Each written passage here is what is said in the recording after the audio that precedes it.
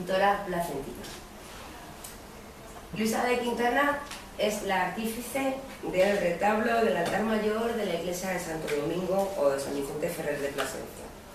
hoy Museo de la Semana Santa, de estilo renacentista, compuesto de 3 cuerpos de 10 columnas clásicas, jónicas y corintias, adornado por 12 pinturas de la escuela española del siglo XVI, del pintor placentino Miguel Martínez, ayudado por su esposa Luisa de Quintana. De hecho, cuentan los documentos de este retablo que Miguel Martínez murió y entonces estaban buscando un pintor que se hiciera cargo del trabajo que había quedado dejado finalizado, y entonces pues nuestra querida placentina cogió y le dijo: no busquéis nadie, aquí estoy yo y yo termino el retablo de mi marido.